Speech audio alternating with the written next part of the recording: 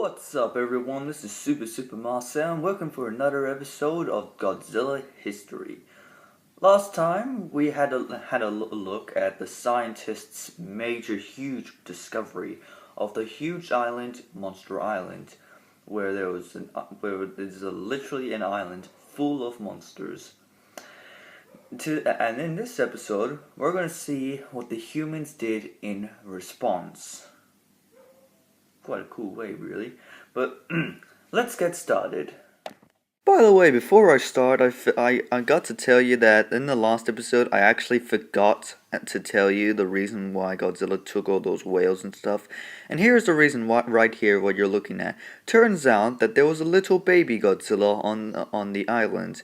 And, well, like other mothers and fathers usually do, they collect food for the young to eat. So Godzilla was taking whales, mainly for the little guy here. So now that we got that uncovered, let's get into the history of the GDF, Godzilla Defense Force. So when scientists found the giant island of monsters, knowing that all of these monsters have a huge threat of going out to the ocean and going into civilization, the human race decided to quickly think of a way to fight back, a way to defend themselves more of the fact.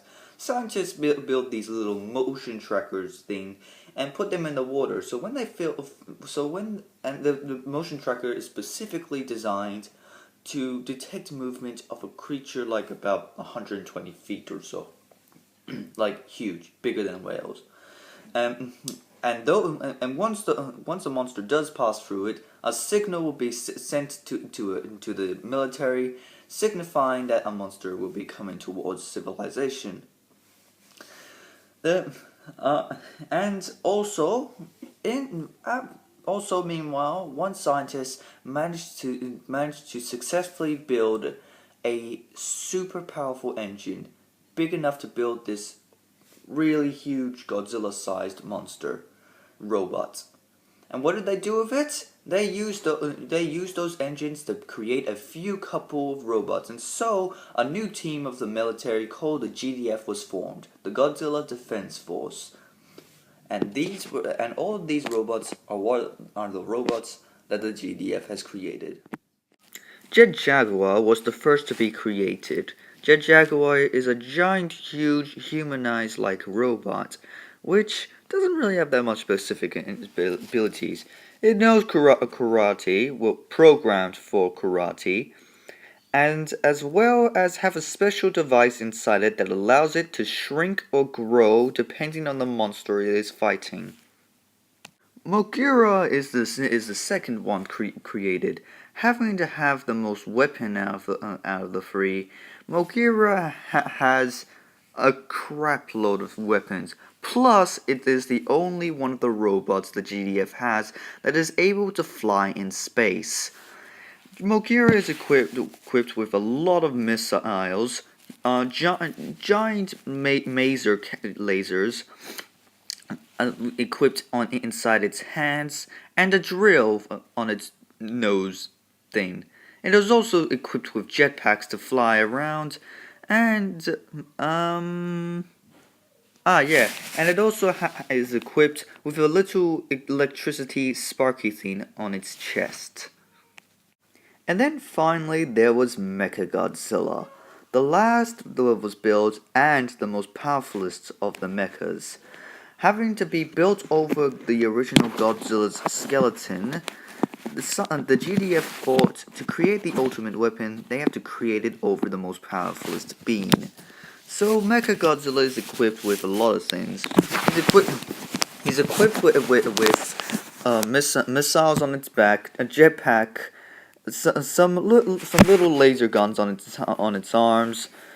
And just for the hell of making it look like Godzilla, they made him have like a little electricity thing to breathe out of his mouth.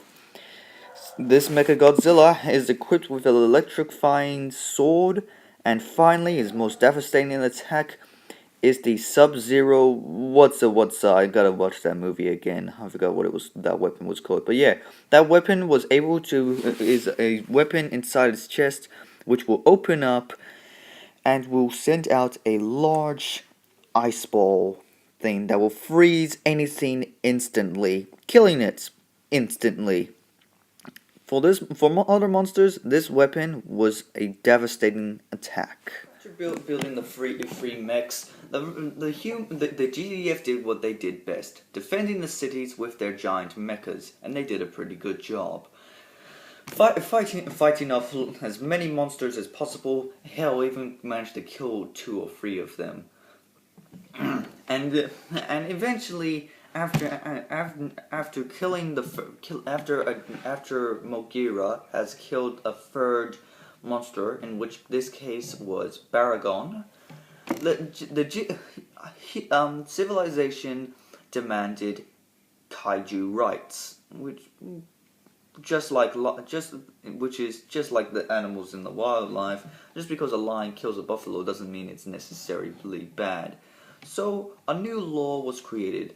The kaiju rights was created, and so basically the kaiju rights is pretty much like the GDF has managed to build a giant, massive fence that is impenetrable for the monsters to break through, and so they are going to live their lives in Monster Islands, never to cross the ocean to other places.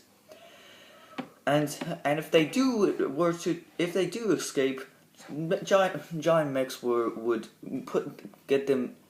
knock them out, not kill them though, just knock them out, and then send them back to the island. So it seems like a fair trade. All seems peaceful. The monsters lived peacefully on their lives. The human race lived on. That's until we were found. By what exactly, though? Well, you have to find out next time on the next episode of Godzilla History. That's all I have for today. I'm Super Marcel. If you like this video, put a like. If you really like this video, put it to your favorites, show me to your friends, and make sure you have a super time. Before I end this video though, I have a lot of shoutouts to do. You would not believe the amount of people that came up to me and go like, "Hey Marcel, man, can you give me a shout out?" Yeah. I can't remember all their names, but I can remember at least one of them. Okay, because there's a lot of people that. If you want a shout out, just write down your name, or just say something in the comment section below. I'll say your name, and then in the next video I'll say your YouTube name at the end of the video. So I can't, like I said, I can't really remember everyone, but I do remember one person to give a shout out. I would like to give a shout out to a guy at school named Dacian. And I hope you have a rad time at school, which seems weird to say, but yeah. Shout out to Dacian, and a lot of people that asked me to give them a shout out. So anyways, I'm Super Marcel. Make sure you have a super time.